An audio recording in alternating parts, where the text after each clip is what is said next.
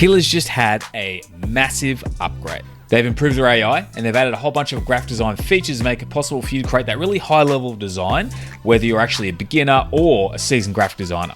Now this has all been packaged into a complete rebrand and they're calling it Kittl 2.0. Now you don't have to be a graphic designer to use this platform. It's incredibly powerful and useful for anyone. Today I'm going to dive in and show you some of these upgrades and just exactly what's possible now with Kittl 2.0, that they've added all these features, and we'll also touch on some of those newer features coming later in the year. But I also want to mention that Kittl are sponsoring this video and there's a link in the description if you want to check it out. So we're going to start off by checking out Kittl's AI image tools. So when I have a project open here in Kittl and come down to Kittl AI, first of all, you'll notice there's an image restyle section here. We're going to come up to image generator. Now we have the normal image generator here. However, if I go over to advanced, you notice here we have a choice between DALL-E 3 and Flux 1.1 Pro, because they've just recently added Flux into their image generator and we can make that choice between one or the other. So if I describe an image in here, like a photograph of a graphic designer being creative in his home office, just something pretty basic, I can go up here, switch to Flux 1.1 Pro, and there's some more image styles down here I can choose from. I click on Show All.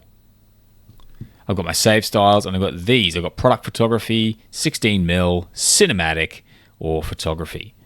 I also have black and white, but I'm going to go with photography for now. Generate that image, and we have our image here. I can position it up, I can upscale it, and we have this image here generated using Flux. But I can go back, and of course I can change the aspect ratio and do all the normal bits and pieces we can. But how would this prompt look if I switch up some of the styles? We get this nice photography style, which we've already seen, but we move on to black and white, and we get something else that looks pretty solid, looks very artistic. Moving on to cinematic, he looks like a military graphic designer, but has that really cinematic lit look to it. And product photography, it actually removes the guy altogether and places a product there. But I also thought I'd try DALL-E 3 to compare, and while this still looks pretty good, it doesn't compare in the photorealism to this Flux model upgrade which they've added. But if we really like the layout of that DALL-E image, or we want to upload an image of our own, we can also come over here to Kittl AI and go to image restyle. Now I'm going to bring this over a little bit, and I can either upload my own image by clicking here, or I can just select this image on the canvas and I can try different style strengths. We'll stick with medium for now. I'm going to describe my new style, something like the cinematic dystopian future inspired by H.R. Giger. I can also come down to some of these community styles here, pick from one of these, but I'm going to stick with describing my style, hit generate, and we get this image here, which is H.R. Giger-esque. I pop them both side by side. You can see how the layout is basically identical, and it's restyled that image pretty effectively. But coming back, I click the Go Back button here. I'm going to remove this and come down and try out some of these community styles to see what kind of results we get. So I first started by experimenting with a low strength version of this current community model, but I knocked it up to about medium. You can see the contrast starts to stick in more, but when I put that strength up to high, it was actually very high resolution. So I did a few more with that high strength with these other community models, and you can see how it carries the color and the image style over while keeping the layout of the input image. Especially when you switch to some of these different styles, you get different illustration types, and it's pretty powerful.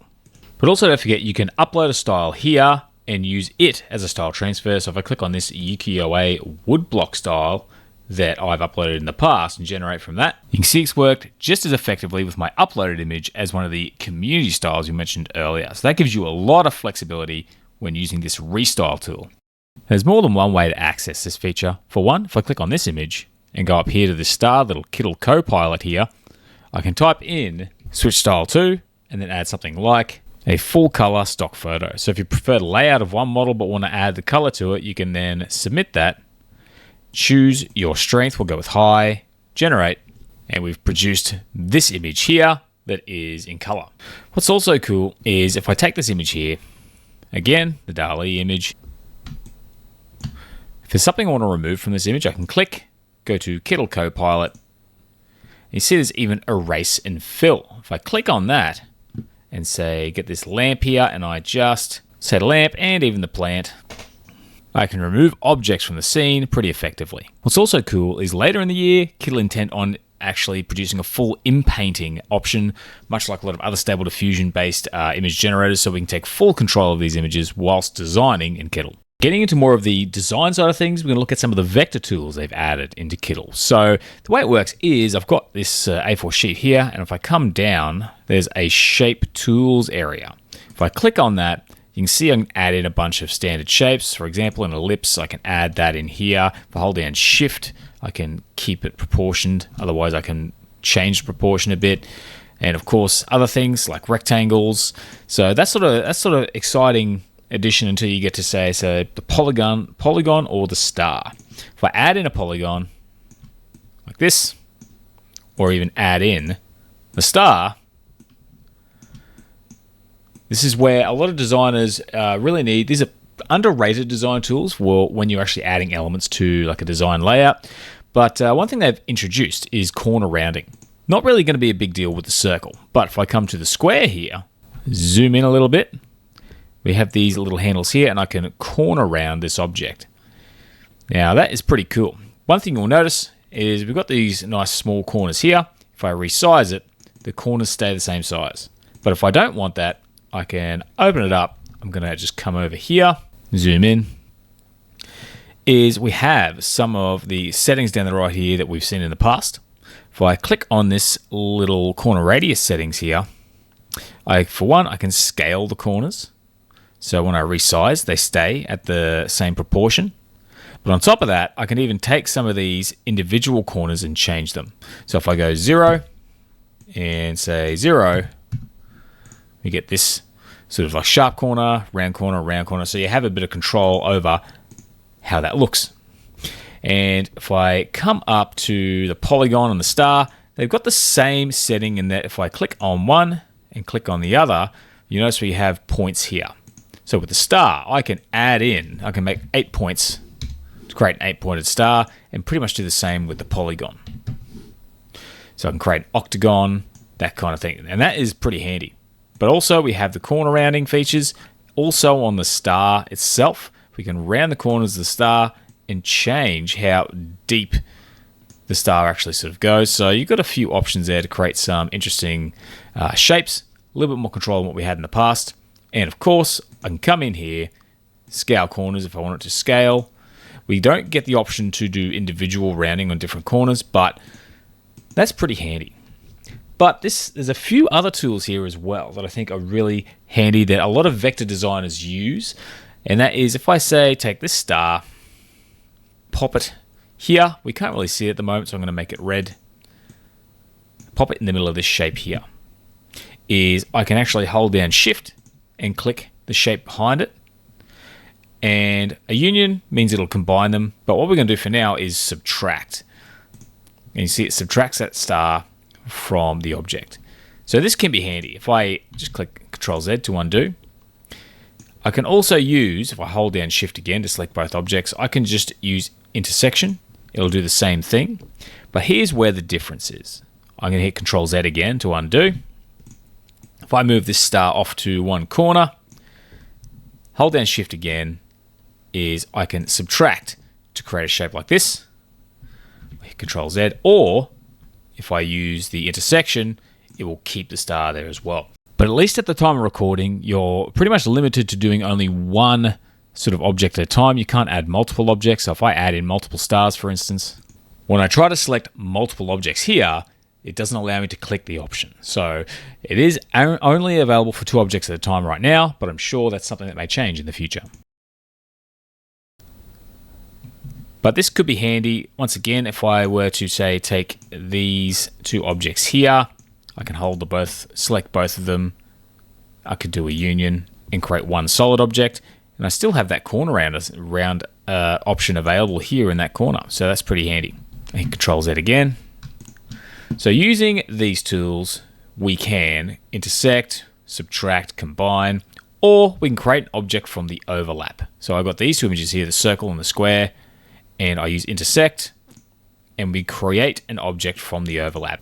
And you can use your usual tools here to do edits as in the past. What's cool is they are going to be introducing full vector editing and vector creation tools, including the ability to flatten text and edit that in the future. So that's exciting and coming this year to Kittl. But another upgrade which is incredibly handy for any graphic designer is some of the layout tools that are now available on the Kittl editor. So I've opened up this template. Let's say we're working on a poster of some sort.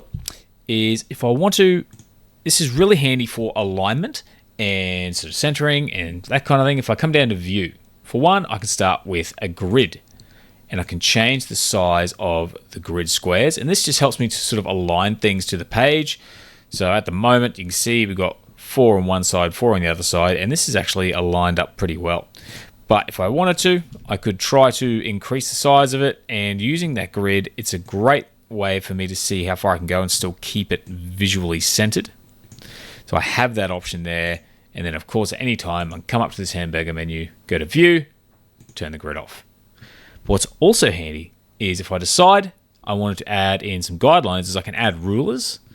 So we're working in inches at the moment, but I can basically drag this across. I can go center, I can add in some guidelines. So maybe I want something to align with the sort of umbrella, and I can now sort of like move that object in alignment. So if I draw a polygon, maybe I want that to align with the umbrella for whatever reason, and that's just something I can add in there to kind of like guide the eye up into the umbrella. So guidelines are they might not seem exciting for many people, but for graphic designers, they are a must. But also, if I go to my hamburger menu again, go to view, I'm going to turn off the rulers and guides and turn on margin. And you'll notice there's a margin here. Now, if you're a graphic designer or a print designer, you probably also want to think about bleed. Bleed is coming in the future. So this is so that way when you design something, you can keep important visual elements or text away from the edge, and when it gets printed and cut with a guillotine, it doesn't cut into the important elements of your design. So with the margin here, that's pretty handy. If I click on my artboard, you can see here we've got inches. So I can use that. I can come down and I can adjust my margin here. So I've got 1.28. If I only need a 1-inch margin across the board, I can do that, or 2, or 1. I can unlink and even go 1.5 on the sides if I really wanted to be pedantic about that. So that way we can adjust those margins back and forth pretty easily. Although I've adjusted the bottom and the left, so it's a little bit wonky. But that is a really, really crucial tool for a graphic designer, especially if you're working in print, is being able to have those tools to get the alignment, everything looking the way it should. Kittl are also improving their text tool. None of the changes are live just yet, but soon you'll be able to change font color, text spacing, everything all within the same text box. So that's going to be another massive step for any graphic designer using Kittl. Now, the next powerful tool for graphic designers using Kittl is the brand kits. So I've got this layout here. It's got a few images and bits and pieces on it. That doesn't really match my brand, but what I can do over here, there's a brand kit section. Now, I've already got one here for Creator Impact. I close that down. I can expand it, and I can also add a new one down the bottom, which simply gives me a name, and I end up with this section here where I can add in the styles for my brand. So for instance, I have a header text style here. If I click on these two numbers here and choose that, it will change to the size and font of my text style. I might have to recenter them a little bit. I hold down Shift, maybe I make them white. So I have now text that matches the font of my logo. But what's really cool, if I deselect altogether and I go in and edit this text style, let's say I go sort of bold, I go for extra bold and publish. It applies that change across the board to any text boxes using that style. Now, if I wanted to do something with this text box, this style is a little bit too big. So if I want to add a new style to use and sort of for paragraph text on my actual document, I can go new style and I can keep this across the board. This stays as a brand kit, so anytime you create a new project, it's there for you to use, so you can keep things pretty consistent. I can change the font from Roboto back to Montserrat. Maybe the font size I go 15, and maybe I decide I'll go light. Apply or add style to the brand kit, and it's there. So now I click on that text, click on the 1540, which is the size of the text I just created, and it restyles that text. Now that's a bit too small. We'll come back to that. But I can also just simply click this and it will add in that text for me to type into. So not only can you adjust existing objects, but simply clicking will add in the object in that style. However, again, I go to edit. 15 is a bit too small. I'll try 22. Publish. And now we've got something that suits a little bit better. So that's really cool because you get different color styles as well. So if I select this box behind the logo, I can choose this. It's like a semi-transparent black. So if I bring that to the front, you see it's semi-transparent. So I can actually style for semi-transparent colors and objects. I'm going to undo. For now, I can go this color or pitch black. And it's starting to look a bit closer. I can select these two boxes, make them this lighter, more charcoal color. And again, if I decide I want to edit this color, maybe it's just too dark, it needs to be lightened up, I can go in and I can make my adjustment. Maybe I decide I want to make it a bit more blue. Maybe my brand needs a little bit more blue. I publish changes and the boxes change to that blue color. So you can see here how we got that. We can do it with shadows, text shading. So you get consistent shadows and text shading, even photo filters. So if I click on this photo here and hold down shift, click the other, I click this photo filter. And again, it now adds that grayscale effect. I can also add a new photo filter, keep everything at about standard. So I can even pixelate things a bit if I want to. I can go through and add in a bunch of photo filters. Or if I take this one and remove it, I can add in a new photo filter. Bring that saturation right up, work on that brightness. If I click on these four little dots here, I can add to photo filter styles, add it to my brand kit, and I can just call it bright. Add style to brand kit, and now I have a bright photo filter. So I click on this one, make it bright. And of course, if I decide to go back to the original, I can do that, and then I can still adjust over here, bring that contrast up a bit, bring the brightness down, publish, and it's adjusted both those images. And that's a powerful tool for brand consistency when creating with Kittl. But you now also have the ability to collaborate on projects. So I have this design here, which I just put together for a previous video. And if you see my little face up here, I can go here to add and add someone to the project. So you see here we have access settings. I can share with a link. But if I want to add collaborators to this project, I can type in an email such as this address here. I can change from can view so they can look at it to edit, and they can actually log in and edit this project. I click send. They receive an email with the project image, and then they can open the project to start editing. And then once they set up a free Kittl account, they can access the design.